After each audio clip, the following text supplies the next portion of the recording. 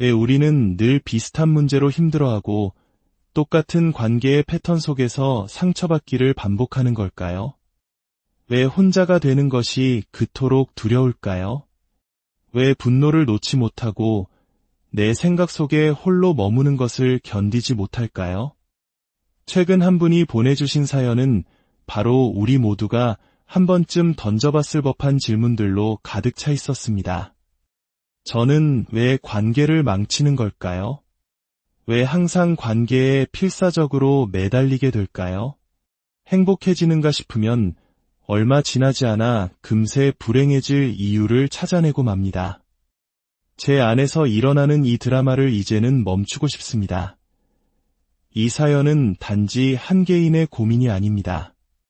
이것은 자신의 내면을 들여다보기 시작한 한 영혼의 솔직한 애침이자 우리 시대 많은 이들이 겪고 있는 마음의 문제입니다. 우리는 어쩌면 우리 자신의 마음을, 우리의 현실을, 그리고 우리가 세상을 보는 방식을 의심해야 한다는 것을 깨닫기 시작한 것입니다. 솔직히 말해 이 과정은 결코 쉽지 않습니다. 특히 관계 중독이라고도 불리는 상호의존적인 성향을 가진 사람들에게는 더욱 그렇습니다. 어린 시절의 애착 트라우마, 가정 내의 문제, 혹은 스스로가 겪는 중독 문제들, 이 모든 것들은 우리를 우리 자신 외부의 무언가에 의존하게 만듭니다. 그리고 바로 그 의존성이 우리가 내면으로 들어가 고요함을 찾는 것을 가로막는 가장 큰 장벽이 됩니다. 우리는 그렇게 3차원적인 이원성의 세계에 갇혀버립니다. 우리의 마음은 의식과 무의식으로 나뉘어 있고 세상은 나와 너, 좋음과 나쁨으로 갈라져 있다고 믿습니다. 진정으로 이 고통의 순환을 넘어서기 위해서는 이원적인 마음의 본질을 초월해야 합니다. 우리는 이 세상 모든 것과 분리된 존재가 아니라는 사실을 깨달아야 합니다. 우리는 동시에 아무것도 아닌 존재이면서 모든 것인 존재입니다. 하지만 우리 대부분은 세상이 나를 중심으로 돌아간다고 생각합니다. 내 생각, 내 감정, 내가 원하는 것. 이것이 너무나 중요해서 온 세상이 나를 위해 멈춰야 한다고 믿습니다. 하지만 혹독한 시련의 한가운데를 지나본 사람이라면 알 것입니다. 세상은 결코 멈추지 않는다는 것을. 저는 할머니의 장례식을 마치고 돌아오던 리무진 안에서의 순간을 잊을 수 없습니다. 온몸을 잠식하는 슬픔 속에서 차창 밖을 보았을 때 세상은 너무나 평온하게 아무 일 없다는 듯이 계속 돌아가고 있었습니다. 제 가장 친한 친구가 37의 나이로 2아이를 남기고 세상을 떠났을 때도 마찬가지였습니다. 하늘이 무너지는 듯한 슬픔을 안고 장례식장을 나섰을 때 눈앞에는 택시가 지나가고 스쿨버스에서 아이들이 제잘거리며 내리고 있었습니다. 어떻게 내 삶에 이토록 거대한 슬픔이 찾아왔는데 세상은 이토록 무심하게 계속될 수 있을까? 그 부조리함은 때로 우리를 미치게 만들고 세상에 홀로 남겨진 듯한 깊은 고립감을 느끼게 합니다. 만약 당신이 지금 그런 시간을 보내고 있다면 이것 하나만은 기억해 주십시오.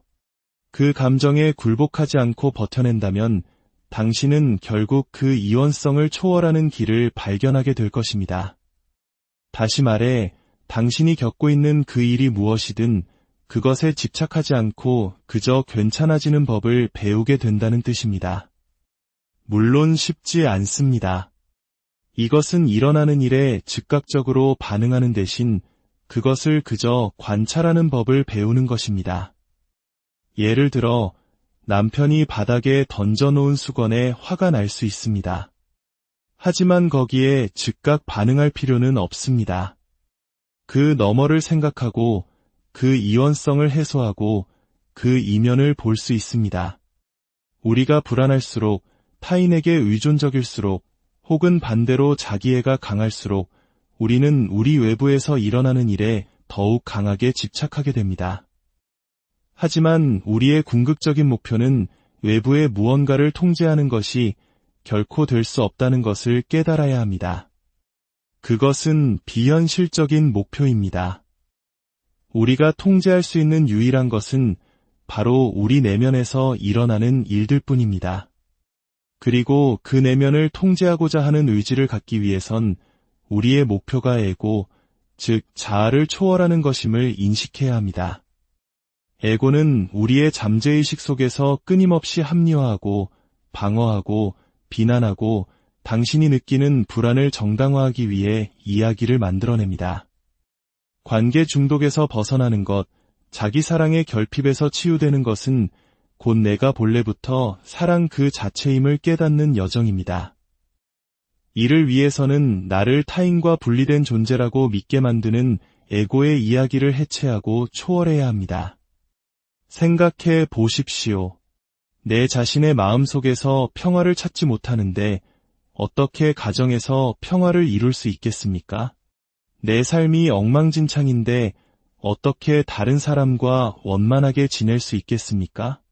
하루를 버텨내는 것조차 힘든데 어떻게 아이들과 평화롭게 지낼 수 있을까요?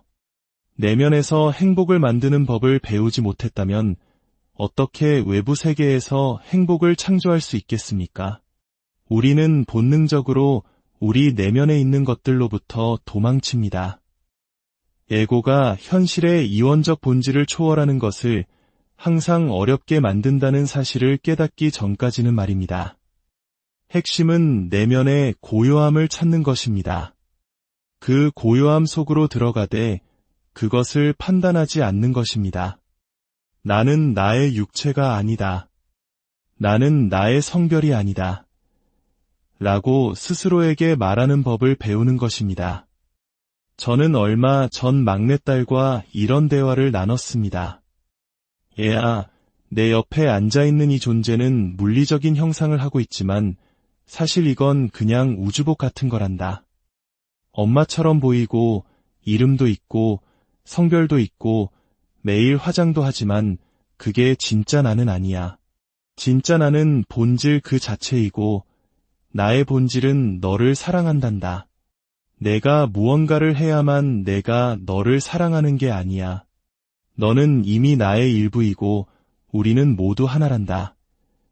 제가 딸에게 이 이야기를 해준 이유는 제 딸이 자신의 가치가 허벅지 둘레나 얼굴 생김새에 있지 않다는 것을 깨닫길 바랐기 때문입니다. 누구에게도 무언가를 증명할 필요가 없다는 것을, 신성함 속에서 이미 완전한 아름다움 그 자체라는 것을 알려주고 싶었습니다. 다른 사람의 사랑을 얻기 위해 애쓸 필요도, 거울을 보며 자신을 판단할 필요도, 타인을 보며 그들을 판단할 필요도 없다는 것을요. 우리가 내면으로 더 깊이 들어갈수록 우리 자신의 상처와 문제들을 끌어안고 문제점에도 불구하고 스스로를 사랑할 수 있게 될수록 우리는 다른 사람들에 의해 감정이 자극받을 때 그것을 더 명확하게 알아차릴 수 있게 됩니다. 만약 외부의 무언가에 의해 내 감정이 자극받는다면 그것은 아직 내 안에 해야 할 숙제가 남아있다는 신호입니다. 그 자극은 관역의 정중앙과도 같습니다. 당신을 계속해서 화나게 만드는 것이 있다면 그것이 더 이상 당신을 화나게 하지 않을 때까지, 마침내 그것으로부터 해방감을 찾을 때까지 마주해야 할 과제인 것입니다. 이 변화는 하룻밤 사이에 일어나지 않습니다. 수년이 걸릴 수도 있습니다. 하지만 목표가 무엇인지 아는 것은 중요합니다. 목표는 에고를 초월하여 어떤 상황에서도 평온함의 상태에 머무는 것입니다. 그러면 아이들이 더 이상 당신을 그토록 화나게 하지 않고 가장 친한 친구도, 세상에서 일어나는 일들도 더 이상 당신을 통제하지 못하게 됩니다. 특히 우리 한국 사회에서는 정이라는 끈끈한 문화와 다른 사람의 시선을 끊임없이 의식하는 눈치 문화 속에서 상호의 존성은 미덕처럼 여겨지기도 합니다. 하지만 건강한 관계와 나를 잃어버리는 의존은 분명히 다릅니다. 우리는 다른 사람의 생각과 내 생각을 동일시하고 그들의 기대를 채우기 위해 나 자신을 억누를 때 조심해야 합니다. 나와 의견이 다른 사람을 만났을 때 즉각적으로 반응하지 않고 아, 저것은 저 사람의 현실이구나 하고 인정할 수 있어야 합니다. 저는 더 이상 사람들과 논쟁하지 않습니다. 남편과도 아이들과도 마찬가지입니다. 상대방이 나와 다른 인식을 가지고 있다는 것을 확인하는 순간 저는 그들의 권리를 존중합니다. 사람들은 자신의 인식이 옳을 권리를 위해 싸우기 때문입니다. 그렇기에 우리는 자신의 인식을 스스로 질문하는 건강한 습관을 들여야 합니다. 특히 항상 짜증이 나 있는 상태라면 더욱 그렇습니다. 진정한 목표는 에고를 초월하는 것이며 이는 곧 치유를 의미합니다. 나는 이대로 충분하다고 믿는 법을 배워야 합니다. 뇌 과학을 이해하고 고통과 쾌락의 원리를 이해하고 인지 부조화를 이해하는 것은 큰 도움이 됩니다. 특히 알코올 중독이나 자기애적 성향의 부모 밑에서 자란 경우 아이들은 방치되고 안전하지 않다는 느낌을 받으며 자라기 쉽습니다. 그리고 그 불안감을 해소하기 위해 게임, SNS 등 회피적인 활동에 몰두하게 됩니다. 당신은 미친 것이 아닙니다. 우리의 뇌는 원래 중독에 취약하게 만들어졌습니다. 만약 당신의 마음 깊은 곳에 불안이 자리 잡고 있거나 당신의 에너지를 고갈시키는 관계 속에 있거나 자기 파괴적인 행동을 반복하며 계속 같은 자리로 돌아오고 있다면 당신은 끝없는 고리에 갇혀 있는 것입니다. 그 고리에서 빠져나오는 가장 좋은 방법 중 하나는 당신의 감정적 발화점을 파악하는 것입니다. 감정이 폭발하는 순간 그것이 바로 신호입니다. 아, 여기구나. 내가 지금 무엇을 회피하고 있지? 이 상황의 어떤 점이 나를 이렇게 힘들게 하는 걸까? 스스로에게 물어야 합니다. 보이지 않는 존재가 된 것 같은 느낌인가? 내가 부족하다고 느끼는가? 슬픔이 있는가? 분노는 종종 우리가 감당하기 힘든 더 무거운 감정을 덮기 위한 위장일 때가 많습니다. 많은 영적 스승들은 고요함 속으로 들어가라고 말합니다. 하지만 우리는 반문하고 싶어집니다. 그 고요함 속에 얼마나 끔찍한 것들이 있는지 아십니까? 그렇습니다. 우리는 그 고요함 속에 있는 끔찍한 것들이 내가 아니라는 것을 알기 전까지는 심리적으로 그 안으로 뛰어들 수 없습니다. 하지만 그 끔찍한 것들 너머에 진정한 순수의 고요함이 있고 그것이 당신을 모든 것과 연결해줍니다. 에고를 초월하면 당신은 비로소 녹아내려 모든 것과 하나가 됩니다. 더 이상 분리된 마음, 몸, 영혼이 아닌 하나의 존재가 되는 것입니다. 당신을 화나게 했던 사람들조차 더 이상 남이 아니게 됩니다. 당신이 무한한 지성의 연장선이듯 그들 또한 그렇다는 것을 보게 됩니다. 다만 모든 사람이 의식에 대한 인지적 이해의 다른 단계에 있을 뿐입니다. 이것을 어떻게 할 수 있을까요? 바로 명상을 통해서입니다. 첫째, 마음을 고요하게 하는 법을 배워야 합니다. 둘째, 주의가 흩어지지 않고 무언가에 집중하고 마음이 다른 곳으로 가면 다시 그곳으로 되돌아오는 훈련을 해야 합니다. 당신의 창문 밖으로 지나가는 풍선을 상상해 보십시오. 당신은 그 풍선을 잡기 위해 창문 밖으로 뛰어내릴 필요가 없습니다. 그저 풍선이 지나가는 것을 관찰하면 됩니다. 구름이 흘러가는 것을 바라보듯이 말입니다. 명상은 마음의 속도를 늦추고 어떤 생각이 떠올랐을 때 그것에 반응하지 않는 법을 가르쳐줍니다. 이것이 왜 중요할까요? 당신이 내면의 고요함으로 들어갈 때 당신은 그 안에서 당신의 악마들, 즉 마음속의 사자, 호랑이, 곰, 그리고 용들을 만나게 될 것이기 때문입니다. 당신은 그것들에 반응하지 않고 그저 관찰할 수 있어야 합니다. 그것들이 사라지는 유일한 방법은 바로 그것입니다. 제가 부모님을 실망시킬지도 모른다는 두려움에 정면으로 맞섰을 때 그 두려움은 사라졌습니다. 전남편에 대한 의존이라는 두려움에 맞섰을 때 그 두려움은 녹아내렸습니다. 그리고 그 자리에서 저는 무엇을 찾았을까요? 사랑을 찾았고 제 자신을 찾았으며 제가 진정으로 믿는 것을 발견했습니다. 기억하십시오. 문제는 우리 외부에 있는 것처럼 보이지만 해답은 항상 우리 내면에 있습니다. 우리를 화나게 하는 것을 인정하고 목표가 평온함을 유지하는 것임을 인식할수록 우리는 힘을 되찾게 됩니다. 저것이 나를 화나게 한다. 그렇다면 나는 저것을 어떻게 해결할 것인가?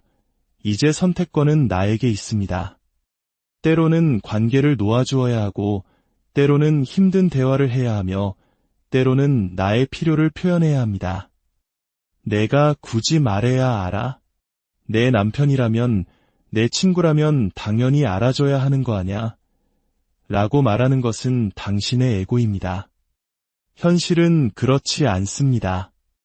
이제 당신은 무엇을 할 것입니까? 당신의 힘은 바로 거기에 있습니다. 어제 당신을 화나게 했던 일이 오늘 얼마나 중요한가요? 당신이 그토록 붙들고 있는 그 문제가 정말로 그만큼 중요한가요? 우리는 다른 사람들을 중요하게 만들고 그들의 반응을 중요하게 만들고 그들에게 내 현실에 대한 소유권을 넘겨줍니다. 하지만 내 생각이 중요하다고 선언하는 순간 다른 사람들은 더 이상 당신 위에 군림할 수 없습니다. 나는 평화롭고 싶다. 내 삶에 드라마는 필요 없다고 결심하는 순간 당신은 스스로 드라마를 만들고 있지는 않은지 돌아보게 됩니다. 내면의 고요함을 받아들이는 법을 배워야만 이 모든 것이 가능합니다. 수치심, 자기의심, 자기 비판, 관계 중독, 그리고 모든 종류의 현실 도피는 당신이 내면으로 들어가는 것을 매우 어렵게 만들 것입니다. 만약 오늘 이야기가 당신의 마음에 작은 울림이라도 주었다면 더 이상 기다리지 마십시오. 우리 모두에게 시간은 흐르고 있습니다. 이 지혜가 필요한 다른 이에게도 공유해 주세요. 그리고 더 깊은 성찰의 여정에 동참하고 싶으시다면 저희 채널과 함께 해주시길 바랍니다. 부디 명상을 통해 당신의 내면으로 들어가는 법을 배우시길 진심으로 바랍니다. 내면의 고요함으로 들어가는 것은 결국 당신의 무한한 잠재력의 장으로 들어가는 것입니다. 기억하세요. 당신은 이미 충분한 존재입니다. 그리고 당신 안에 있는 그 고요함은 제 안에 있는 고요함과 다르지 않습니다. 우리가 이 길을 충분히 오래 걷고 에고를 초월하는 법을 배울 때 우리는 결국 같은 장소에서 만나게 됩니다. 당신의 여정에 무한한 축복이 왜 우리는 늘 비슷한 문제로 힘들어하고 똑같은 관계의 패턴 속에서 상처받기를 반복하는 걸까요? 왜 혼자가 되는 것이 그토록 두려울까요? 왜 분노를 놓지 못하고 내 생각 속에 홀로 머무는 것을 견디지 못할까요? 최근 한 분이 보내주신 사연은 바로 우리 모두가 한 번쯤 던져봤을 법한 질문들로 가득 차 있었습니다. 저는 왜 관계를 망치는 걸까요? 왜 항상 관계에 필사적으로 매달리게 될까요? 행복해지는가 싶으면 얼마 지나지 않아 금세 불행해질 이유를 찾아내고 맙니다. 제 안에서 일어나는 이 드라마를 이제는 멈추고 싶습니다. 이 사연은 단지 한 개인의 고민이 아닙니다. 이것은 자신의 내면을 들여다보기 시작한 한 영혼의 솔직한 외침이자 우리 시대 많은 이들이 겪고 있는 마음의 문제입니다. 우리는 어쩌면 우리 자신의 마음을, 우리의 현실을, 그리고 우리가 세상을 보는 방식을 의심해야 한다는 것을 깨닫기 시작한 것입니다. 솔직히 말해 이 과정은 결코 쉽지 않습니다. 특히 관계 중독이라고도 불리는 상호의존적인 성향을 가진 사람들에게는 더욱 그렇습니다. 어린 시절의 애착 트라우마, 가정 내의 문제, 혹은 스스로가 겪는 중독 문제들, 이 모든 것들은 우리를 우리 자신 외부의 무언가에 의존하게 만듭니다. 그리고 바로 그 의존성이 우리가 내면으로 들어가 고요함을 찾는 것을 가로막는 가장 큰 장벽이 됩니다. 우리는 그렇게 3차원적인 이원성의 세계에 갇혀버립니다. 우리의 마음은 의식과 무의식으로 나뉘어 있고 세상은 나와 너, 좋음과 나쁨으로 갈라져 있다고 믿습니다. 진정으로 이 고통의 순환을 넘어서기 위해서는 이원적인 마음의 본질을 초월해야 합니다. 우리는 이 세상 모든 것과 분리된 존재가 아니라는 사실을 깨달아야 합니다. 우리는 동시에 아무것도 아닌 존재이면서 모든 것인 존재입니다. 하지만 우리 대부분은 세상이 나를 중심으로 돌아간다고 생각합니다. 내 생각, 내 감정, 내가 원하는 것. 이것이 너무나 중요해서 온 세상이 나를 위해 멈춰야 한다고 믿습니다. 하지만 혹독한 시련의 한가운데를 지나본 사람이라면 알 것입니다. 세상은 결코 멈추지 않는다는 것을. 저는 할머니의 장례식을 마치고 돌아오던 리무진 안에서의 순간을 잊을 수 없습니다. 온몸을 잠식하는 슬픔 속에서 차창 밖을 보았을 때 세상은 너무나 평온하게 아무 일 없다는 듯이 계속 돌아가고 있었습니다. 제 가장 친한 친구가 37의 나이로 2아이를 남기고 세상을 떠났을 때도 마찬가지였습니다. 하늘이 무너지는 듯한 슬픔을 안고 장례식장을 나섰을 때 눈앞에는 택시가 지나가고 스쿨버스에서 아이들이 제잘거리며 내리고 있었습니다. 어떻게 내 삶에 이토록 거대한 슬픔이 찾아왔는데 세상은 이토록 무심하게 계속될 수 있을까? 그 부조리함은 때로 우리를 미치게 만들고 세상에 홀로 남겨진 듯한 깊은 고립감을 느끼게 합니다. 만약 당신이 지금 그런 시간을 보내고 있다면 이것 하나만은 기억해 주십시오. 그 감정에 굴복하지 않고 버텨낸다면 당신은 결국 그 이원성을 초월하는 길을 발견하게 될 것입니다. 다시 말해, 당신이 겪고 있는 그 일이 무엇이든 그것에 집착하지 않고 그저 괜찮아지는 법을 배우게 된다는 뜻입니다. 물론 쉽지 않습니다. 이것은 일어나는 일에 즉각적으로 반응하는 대신 그것을 그저 관찰하는 법을 배우는 것입니다. 예를 들어 남편이 바닥에 던져놓은 수건에 화가 날 수 있습니다. 하지만 거기에 즉각 반응할 필요는 없습니다. 그 너머를 생각하고 그 이원성을 해소하고 그 이면을 볼 수 있습니다. 우리가 불안할수록, 타인에게 의존적일수록, 혹은 반대로 자기애가 강할수록 우리는 우리 외부에서 일어나는 일에 더욱 강하게 집착하게 됩니다. 하지만 우리의 궁극적인 목표는 외부의 무언가를 통제하는 것이 결코 될 수 없다는 것을 깨달아야 합니다. 그것은 비현실적인 목표입니다. 우리가 통제할 수 있는 유일한 것은 바로 우리 내면에서 일어나는 일들 뿐입니다. 그리고 그 내면을 통제하고자 하는 의지를 갖기 위해선 우리의 목표가 에고, 즉 자아를 초월하는 것임을 인식해야 합니다.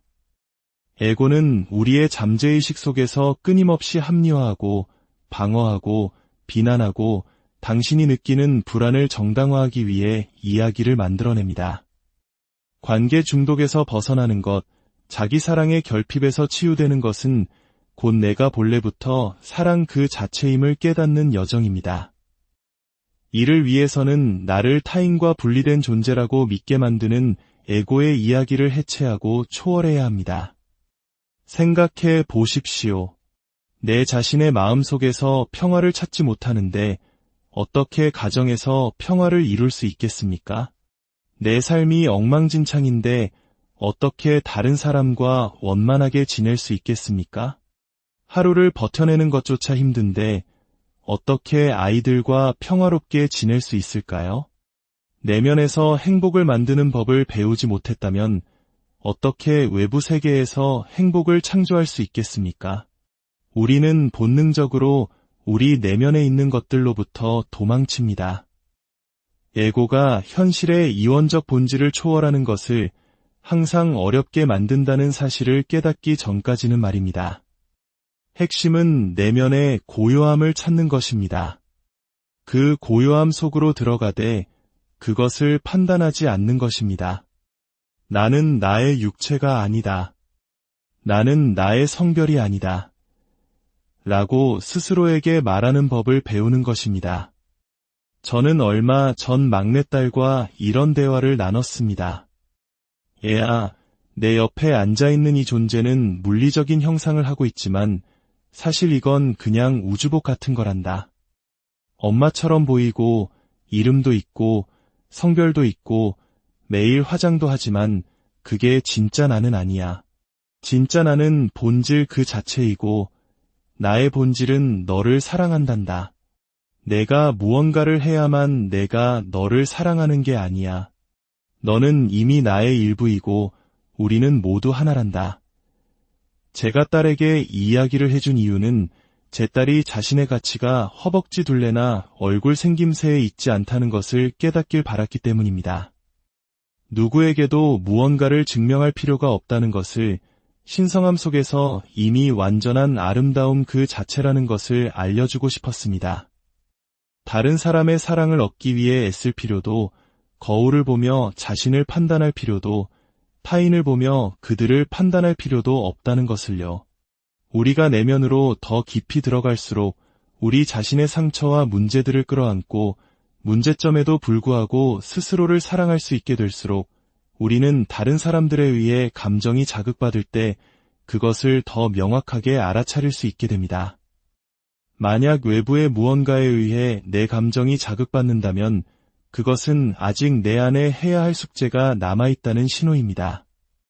그 자극은 관역의 정중앙과도 같습니다.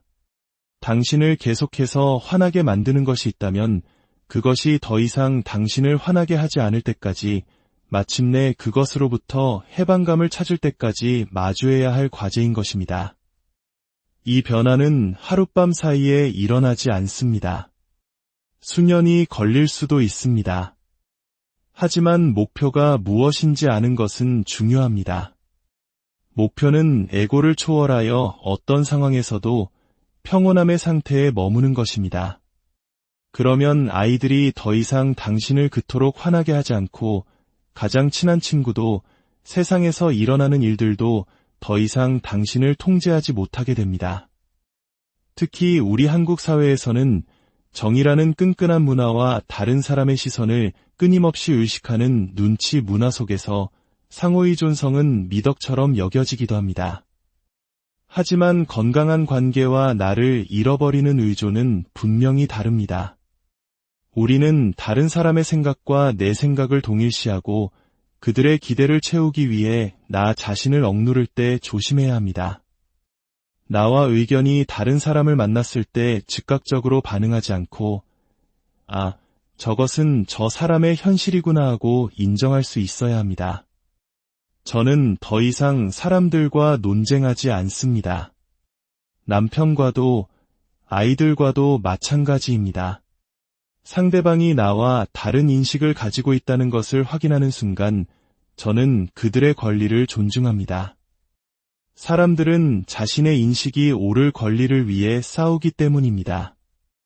그렇기에 우리는 자신의 인식을 스스로 질문하는 건강한 습관을 들여야 합니다. 특히 항상 짜증이 나 있는 상태라면 더욱 그렇습니다. 진정한 목표는 에고를 초월하는 것이며 이는 곧 치유를 의미합니다. 나는 이대로 충분하다고 믿는 법을 배워야 합니다. 뇌 과학을 이해하고 고통과 쾌락의 원리를 이해하고 인지 부조화를 이해하는 것은 큰 도움이 됩니다. 특히 알코올 중독이나 자기애적 성향의 부모 밑에서 자란 경우 아이들은 방치되고 안전하지 않다는 느낌을 받으며 자라기 쉽습니다. 그리고 그 불안감을 해소하기 위해 게임, SNS 등 회피적인 활동에 몰두하게 됩니다. 당신은 미친 것이 아닙니다. 우리의 뇌는 원래 중독에 취약하게 만들어졌습니다. 만약 당신의 마음 깊은 곳에 불안이 자리 잡고 있거나 당신의 에너지를 고갈시키는 관계 속에 있거나 자기 파괴적인 행동을 반복하며 계속 같은 자리로 돌아오고 있다면 당신은 끝없는 고리에 갇혀 있는 것입니다. 그 고리에서 빠져나오는 가장 좋은 방법 중 하나는 당신의 감정적 발화점을 파악하는 것입니다. 감정이 폭발하는 순간 그것이 바로 신호입니다. 아, 여기구나. 내가 지금 무엇을 회피하고 있지? 이 상황의 어떤 점이 나를 이렇게 힘들게 하는 걸까? 스스로에게 물어야 합니다. 보이지 않는 존재가 된 것 같은 느낌인가? 내가 부족하다고 느끼는가? 슬픔이 있는가? 분노는 종종 우리가 감당하기 힘든 더 무거운 감정을 덮기 위한 위장일 때가 많습니다. 많은 영적 스승들은 고요함 속으로 들어가라고 말합니다. 하지만 우리는 반문하고 싶어집니다. 그 고요함 속에 얼마나 끔찍한 것들이 있는지 아십니까? 그렇습니다. 우리는 그 고요함 속에 있는 끔찍한 것들이 내가 아니라는 것을 알기 전까지는 심리적으로 그 안으로 뛰어들 수 없습니다. 하지만 그 끔찍한 것들 너머에 진정한 순수의 고요함이 있고 그것이 당신을 모든 것과 연결해줍니다. 에고를 초월하면 당신은 비로소 녹아내려 모든 것과 하나가 됩니다. 더 이상 분리된 마음, 몸, 영혼이 아닌 하나의 존재가 되는 것입니다. 당신을 화나게 했던 사람들조차 더 이상 남이 아니게 됩니다. 당신이 무한한 지성의 연장선이듯 그들 또한 그렇다는 것을 보게 됩니다. 다만 모든 사람이 의식에 대한 인지적 이해의 다른 단계에 있을 뿐입니다. 이것을 어떻게 할 수 있을까요? 바로 명상을 통해서입니다. 첫째, 마음을 고요하게 하는 법을 배워야 합니다. 둘째, 주의가 흩어지지 않고 무언가에 집중하고 마음이 다른 곳으로 가면 다시 그곳으로 되돌아오는 훈련을 해야 합니다. 당신의 창문 밖으로 지나가는 풍선을 상상해 보십시오. 당신은 그 풍선을 잡기 위해 창문 밖으로 뛰어내릴 필요가 없습니다. 그저 풍선이 지나가는 것을 관찰하면 됩니다. 구름이 흘러가는 것을 바라보듯이 말입니다. 명상은 마음의 속도를 늦추고 어떤 생각이 떠올랐을 때 그것에 반응하지 않는 법을 가르쳐줍니다. 이것이 왜 중요할까요? 당신이 내면의 고요함으로 들어갈 때 당신은 그 안에서 당신의 악마들, 즉 마음속의 사자, 호랑이, 곰, 그리고 용들을 만나게 될 것이기 때문입니다. 당신은 그것들에 반응하지 않고 그저 관찰할 수 있어야 합니다. 그것들이 사라지는 유일한 방법은 바로 그것입니다. 제가 부모님을 실망시킬지도 모른다는 두려움에 정면으로 맞섰을 때 그 두려움은 사라졌습니다. 전남편에 대한 의존이라는 두려움에 맞섰을 때 그 두려움은 녹아내렸습니다. 그리고 그 자리에서 저는 무엇을 찾았을까요? 사랑을 찾았고 제 자신을 찾았으며 제가 진정으로 믿는 것을 발견했습니다. 기억하십시오. 문제는 우리 외부에 있는 것처럼 보이지만 해답은 항상 우리 내면에 있습니다. 우리를 화나게 하는 것을 인정하고 목표가 평온함을 유지하는 것임을 인식할수록 우리는 힘을 되찾게 됩니다. 저것이 나를 화나게 한다. 그렇다면 나는 저것을 어떻게 해결할 것인가? 이제 선택권은 나에게 있습니다. 때로는 관계를 놓아주어야 하고 때로는 힘든 대화를 해야 하며 때로는 나의 필요를 표현해야 합니다. 내가 굳이 말해야 알아? 내 남편이라면, 내 친구라면 당연히 알아줘야 하는 거 아냐? 라고 말하는 것은 당신의 에고입니다. 현실은 그렇지 않습니다. 이제 당신은 무엇을 할 것입니까? 당신의 힘은 바로 거기에 있습니다. 어제 당신을 화나게 했던 일이 오늘 얼마나 중요한가요? 당신이 그토록 붙들고 있는 그 문제가 정말로 그만큼 중요한가요? 우리는 다른 사람들을 중요하게 만들고 그들의 반응을 중요하게 만들고 그들에게 내 현실에 대한 소유권을 넘겨줍니다. 하지만 내 생각이 중요하다고 선언하는 순간 다른 사람들은 더 이상 당신 위에 군림할 수 없습니다. 나는 평화롭고 싶다. 내 삶에 드라마는 필요 없다고 결심하는 순간 당신은 스스로 드라마를 만들고 있지는 않은지 돌아보게 됩니다. 내면의 고요함을 받아들이는 법을 배워야만 이 모든 것이 가능합니다. 수치심, 자기의심, 자기비판, 관계중독, 그리고 모든 종류의 현실 도피는 당신이 내면으로 들어가는 것을 매우 어렵게 만들 것입니다. 만약 오늘 이야기가 당신의 마음에 작은 울림이라도 주었다면 더 이상 기다리지 마십시오. 우리 모두에게 시간은 흐르고 있습니다. 이 지혜가 필요한 다른 이에게도 공유해 주세요. 그리고 더 깊은 성찰의 여정에 동참하고 싶으시다면 저희 채널과 함께 해주시길 바랍니다. 부디 명상을 통해 당신의 내면으로 들어가는 법을 배우시길 진심으로 바랍니다. 내면의 고요함으로 들어가는 것은 결국 당신의 무한한 잠재력의 장으로 들어가는 것입니다. 기억하세요. 당신은 이미 충분한 존재입니다. 그리고 당신 안에 있는 그 고요함은 제 안에 있는 고요함과 다르지 않습니다. 우리가 이 길을 충분히 오래 걷고 에고를 초월하는 법을 배울 때 우리는 결국 같은 장소에서 만나게 됩니다. 당신의 여정에 무한한 축복이 왜 우리는 늘 비슷한 문제로 힘들어하고 똑같은 관계의 패턴 속에서 상처받기를 반복하는 걸까요? 왜 혼자가 되는 것이 그토록 두려울까요? 왜 분노를 놓지 못하고 내 생각 속에 홀로 머무는 것을 견디지 못할까요? 최근 한 분이 보내주신 사연은 바로 우리 모두가 한 번쯤 던져봤을 법한 질문들로 가득 차 있었습니다. 저는 왜 관계를 망치는 걸까요? 왜 항상 관계에 필사적으로 매달리게 될까요? 행복해지는가 싶으면 얼마 지나지 않아 금세 불행해질 이유를 찾아내고 맙니다. 제 안에서 일어나는 이 드라마를 이제는 멈추고 싶습니다. 이 사연은 단지 한 개인의 고민이 아닙니다. 이것은 자신의 내면을 들여다보기 시작한 한 영혼의 솔직한 외침이자 우리 시대 많은 이들이 겪고 있는 마음의 문제입니다. 우리는 어쩌면 우리 자신의 마음을, 우리의 현실을, 그리고 우리가 세상을 보는 방식을 의심해야 한다는 것을 깨닫기 시작한 것입니다. 솔직히 말해 이 과정은 결코 쉽지 않습니다. 특히 관계 중독이라고도 불리는 상호의존적인 성향을 가진 사람들에게는 더욱 그렇습니다. 어린 시절의 애착 트라우마, 가정 내의 문제, 혹은 스스로가 겪는 중독 문제들, 이 모든 것들은 우리를 우리 자신 외부의 무언가에 의존하게 만듭니다. 그리고 바로 그 의존성이 우리가 내면으로 들어가 고요함을 찾는 것을 가로막는 가장 큰 장벽이 됩니다.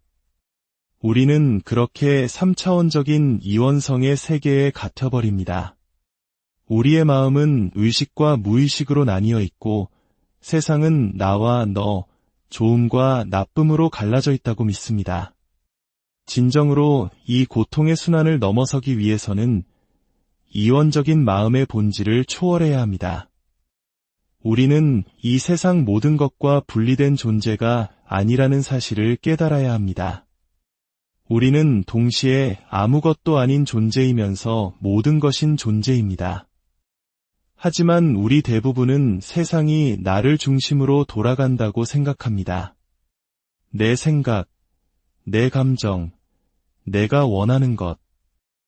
이것이 너무나 중요해서 온 세상이 나를 위해 멈춰야 한다고 믿습니다.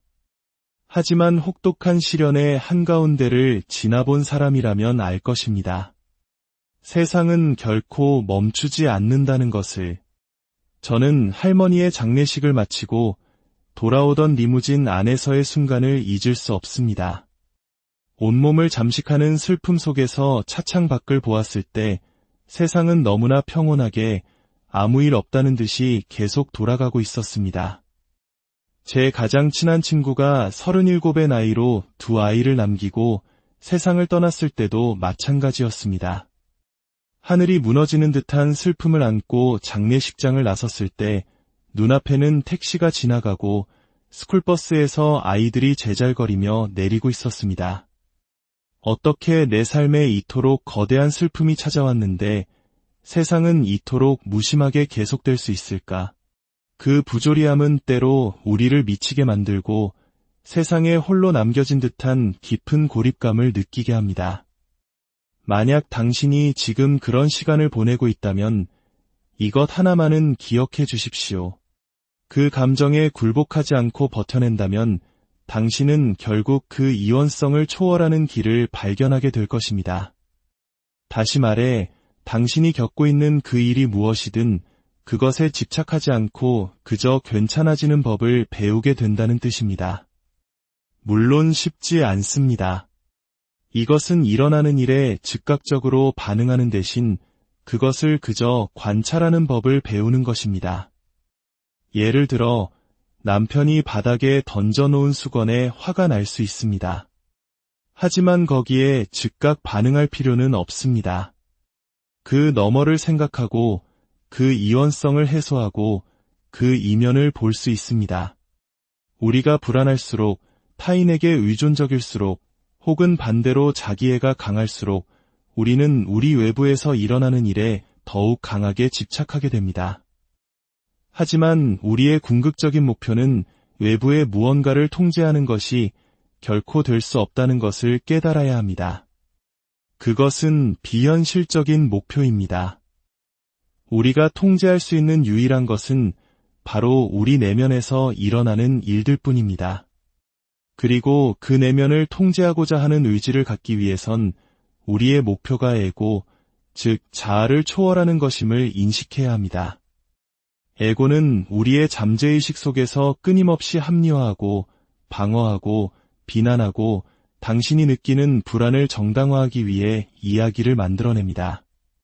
관계 중독에서 벗어나는 것, 자기 사랑의 결핍에서 치유되는 것은 곧 내가 본래부터 사랑 그 자체임을 깨닫는 여정입니다. 이를 위해서는 나를 타인과 분리된 존재라고 믿게 만드는 에고의 이야기를 해체하고 초월해야 합니다. 생각해 보십시오. 내 자신의 마음속에서 평화를 찾지 못하는데 어떻게 가정에서 평화를 이룰 수 있겠습니까? 내 삶이 엉망진창인데 어떻게 다른 사람과 원만하게 지낼 수 있겠습니까? 하루를 버텨내는 것조차 힘든데 어떻게 아이들과 평화롭게 지낼 수 있을까요? 내면에서 행복을 만드는 법을 배우지 못했다면 어떻게 외부 세계에서 행복을 창조할 수 있겠습니까? 우리는 본능적으로 우리 내면에 있는 것들로부터 도망칩니다. 에고가 현실의 이원적 본질을 초월하는 것을 항상 어렵게 만든다는 사실을 깨닫기 전까지는 말입니다. 핵심은 내면의 고요함을 찾는 것입니다. 그 고요함 속으로 들어가되 그것을 판단하지 않는 것입니다. 나는 나의 육체가 아니다. 나는 나의 성별이 아니다. 라고 스스로에게 말하는 법을 배우는 것입니다. 저는 얼마 전 막내딸과 이런 대화를 나눴습니다. 얘야, 내 옆에 앉아있는 이 존재는 물리적인 형상을 하고 있지만 사실 이건 그냥 우주복 같은 거란다. 엄마처럼 보이고 이름도 있고 성별도 있고 매일 화장도 하지만 그게 진짜 나는 아니야. 진짜 나는 본질 그 자체이고 나의 본질은 너를 사랑한단다. 내가 무언가를 해야만 내가 너를 사랑하는 게 아니야. 너는 이미 나의 일부이고 우리는 모두 하나란다. 제가 딸에게 이 이야기를 해준 이유는 제 딸이 자신의 가치가 허벅지 둘레나 얼굴 생김새에 있지 않다는 것을 깨닫길 바랐기 때문입니다. 누구에게도 무언가를 증명할 필요가 없다는 것을, 신성함 속에서 이미 완전한 아름다움 그 자체라는 것을 알려주고 싶었습니다. 다른 사람의 사랑을 얻기 위해 애쓸 필요도, 거울을 보며 자신을 판단할 필요도, 타인을 보며 그들을 판단할 필요도 없다는 것을요. 우리가 내면으로 더 깊이 들어갈수록 우리 자신의 상처와 문제들을 끌어안고 문제점에도 불구하고 스스로를 사랑할 수 있게 될수록 우리는 다른 사람들에 의해 감정이 자극받을 때 그것을 더 명확하게 알아차릴 수 있게 됩니다. 만약 외부의 무언가에 의해 내 감정이 자극받는다면 그것은 아직 내 안에 해야 할 숙제가 남아있다는 신호입니다. 그 자극은 관역의 정중앙과도 같습니다. 당신을 계속해서 화나게 만드는 것이 있다면 그것이 더 이상 당신을 화나게 하지 않을 때까지 마침내 그것으로부터 해방감을 찾을 때까지 마주해야 할 과제인 것입니다. 이 변화는 하룻밤 사이에 일어나지 않습니다. 수년이 걸릴 수도 있습니다. 하지만 목표가 무엇인지 아는 것은 중요합니다. 목표는 에고를 초월하여 어떤 상황에서도 평온함의 상태에 머무는 것입니다.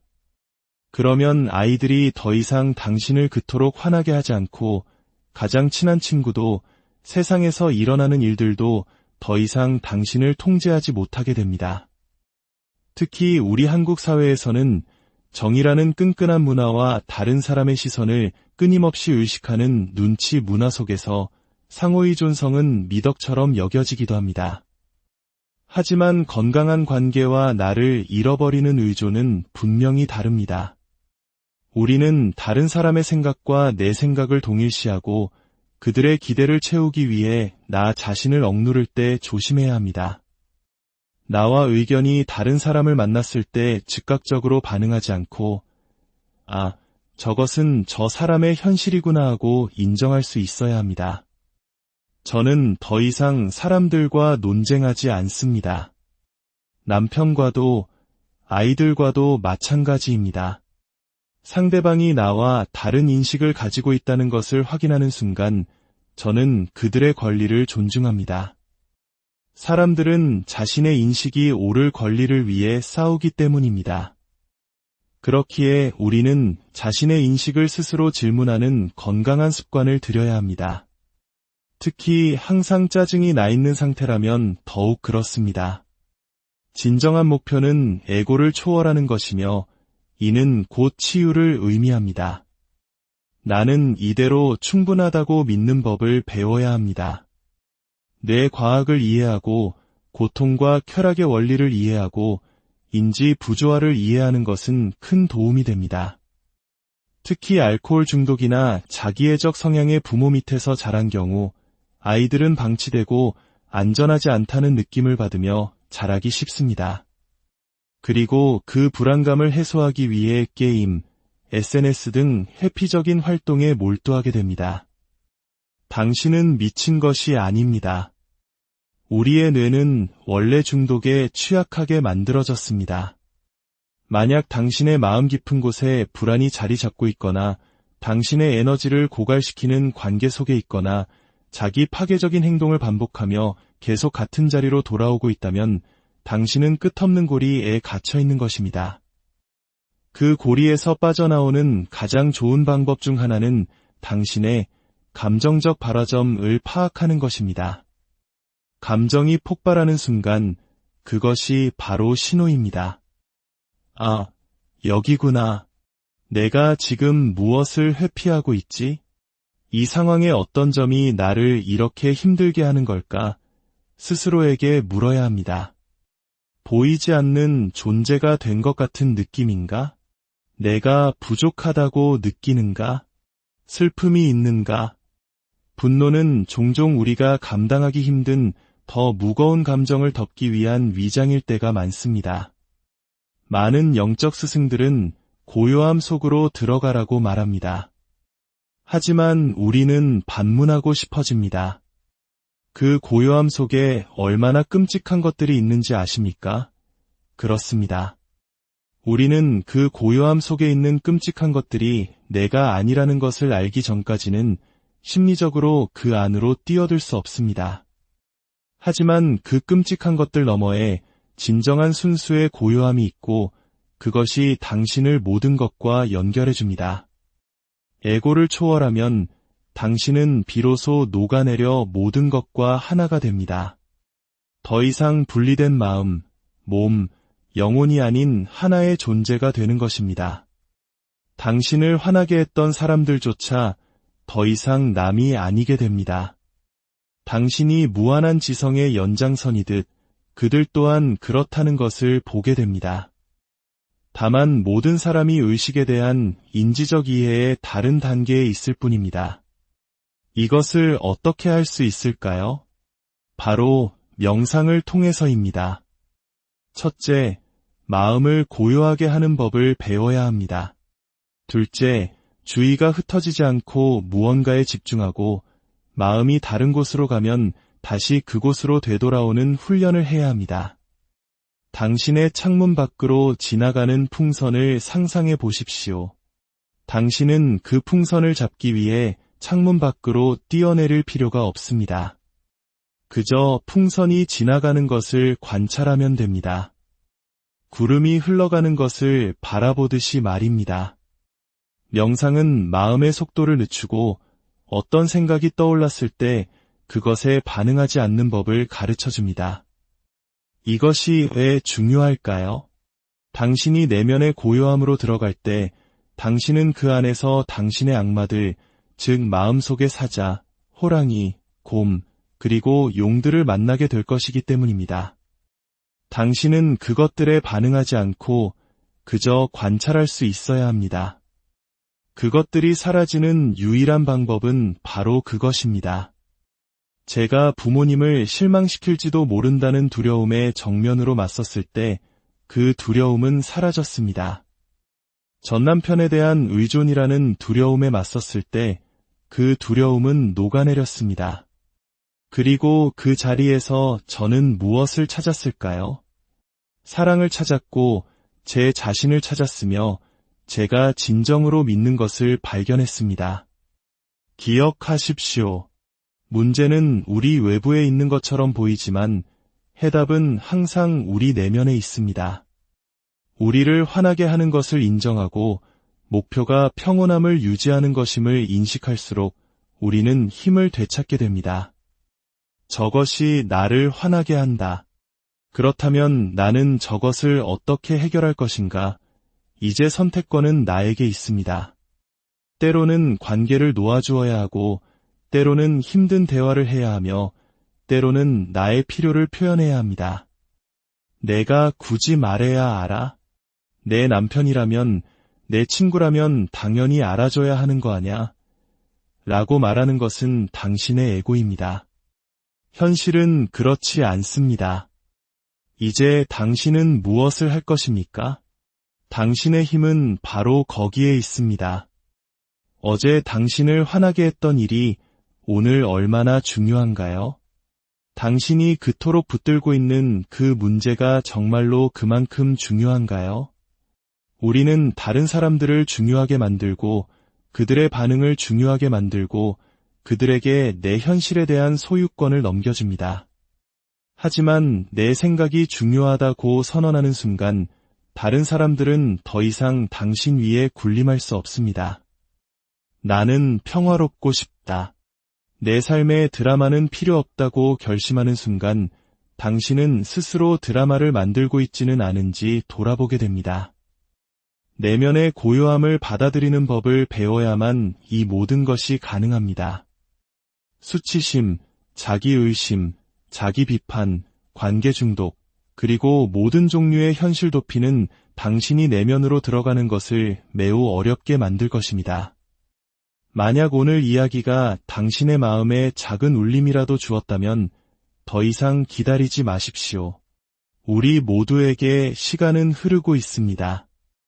이 지혜가 필요한 다른 이에게도 공유해 주세요. 그리고 더 깊은 성찰의 여정에 동참하고 싶으시다면 저희 채널과 함께 해주시길 바랍니다. 부디 명상을 통해 당신의 내면으로 들어가는 법을 배우시길 진심으로 바랍니다. 내면의 고요함으로 들어가는 것은 결국 당신의 무한한 잠재력의 장으로 들어가는 것입니다. 기억하세요. 당신은 이미 충분한 존재입니다. 그리고 당신 안에 있는 그 고요함은 제 안에 있는 고요함과 다르지 않습니다. 우리가 이 길을 충분히 오래 걷고 에고를 초월하는 법을 배울 때 우리는 결국 같은 장소에서 만나게 됩니다. 당신의 여정에 무한한 축복이. 왜 우리는 늘 비슷한 문제로 힘들어하고 똑같은 관계의 패턴 속에서 상처받기를 반복하는 걸까요? 왜 혼자가 되는 것이 그토록 두려울까요? 왜 분노를 놓지 못하고 내 생각 속에 홀로 머무는 것을 견디지 못할까요? 최근 한 분이 보내주신 사연은 바로 우리 모두가 한 번쯤 던져봤을 법한 질문들로 가득 차 있었습니다. 저는 왜 관계를 망치는 걸까요? 왜 항상 관계에 필사적으로 매달리게 될까요? 행복해지는가 싶으면 얼마 지나지 않아 금세 불행해질 이유를 찾아내고 맙니다.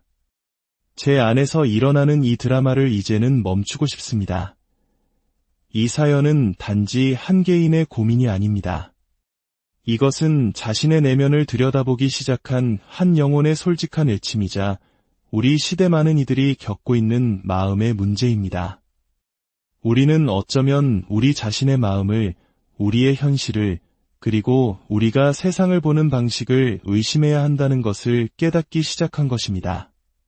솔직히 말해 이 과정은 결코 쉽지 않습니다. 특히 관계 중독이라고도 불리는 상호의존적인 성향을 가진 사람들에게는 더욱 그렇습니다. 어린 시절의 애착 트라우마, 가정 내의 문제, 혹은 스스로가 겪는 중독 문제들, 이 모든 것들은 우리를 우리 자신 외부의 무언가에 의존하게 만듭니다. 그리고 바로 그 의존성이 우리가 내면으로 들어가 고요함을 찾는 것을 가로막는 가장 큰 장벽이 됩니다. 우리는 그렇게 3차원적인 이원성의 세계에 갇혀버립니다. 우리의 마음은 의식과 무의식으로 나뉘어 있고 세상은 나와 너, 좋음과 나쁨으로 갈라져 있다고 믿습니다. 진정으로 이 고통의 순환을 넘어서기 위해서는 이원적인 마음의 본질을 초월해야 합니다. 우리는 이 세상 모든 것과 분리된 존재가 아니라는 사실을 깨달아야 합니다. 우리는 동시에 아무것도 아닌 존재이면서 모든 것인 존재입니다. 하지만 우리 대부분은 세상이 나를 중심으로 돌아간다고 생각합니다. 내 생각, 내 감정, 내가 원하는 것. 이것이 너무나 중요해서 온 세상이 나를 위해 멈춰야 한다고 믿습니다. 하지만 혹독한 시련의 한가운데를 지나본 사람이라면 알 것입니다. 세상은 결코 멈추지 않는다는 것을. 저는 할머니의 장례식을 마치고 돌아오던 리무진 안에서의 순간을 잊을 수 없습니다. 온몸을 잠식하는 슬픔 속에서 차창 밖을 보았을 때 세상은 너무나 평온하게 아무 일 없다는 듯이 계속 돌아가고 있었습니다. 제 가장 친한 친구가 37의 나이로 2아이를 남기고 세상을 떠났을 때도 마찬가지였습니다. 하늘이 무너지는 듯한 슬픔을 안고 장례식장을 나섰을 때 눈앞에는 택시가 지나가고 스쿨버스에서 아이들이 제잘거리며 내리고 있었습니다. 어떻게 내 삶에 이토록 거대한 슬픔이 찾아왔는데 세상은 이토록 무심하게 계속될 수 있을까? 그 부조리함은 때로 우리를 미치게 만들고 세상에 홀로 남겨진 듯한 깊은 고립감을 느끼게 합니다. 만약 당신이 지금 그런 시간을 보내고 있다면 이것 하나만은 기억해 주십시오. 그 감정에 굴복하지 않고 버텨낸다면 당신은 결국 그 이원성을 초월하는 길을 발견하게 될 것입니다. 다시 말해, 당신이 겪고 있는 그 일이 무엇이든 그것에 집착하지 않고 그저 괜찮아지는 법을 배우게 된다는 뜻입니다. 물론 쉽지 않습니다. 이것은 일어나는 일에 즉각적으로 반응하는 대신 그것을 그저 관찰하는 법을 배우는 것입니다. 예를 들어 남편이 바닥에 던져놓은 수건에 화가 날 수 있습니다. 하지만 거기에 즉각 반응할 필요는 없습니다. 그 너머를 생각하고 그 이원성을 해소하고 그 이면을 볼 수 있습니다. 우리가 불안할수록 타인에게 의존적일수록 혹은 반대로 자기애가 강할수록 우리는 우리 외부에서 일어나는 일에 더욱 강하게 집착하게 됩니다. 하지만 우리의 궁극적인 목표는 외부의 무언가를 통제하는 것이 결코 될 수 없다는 것을 깨달아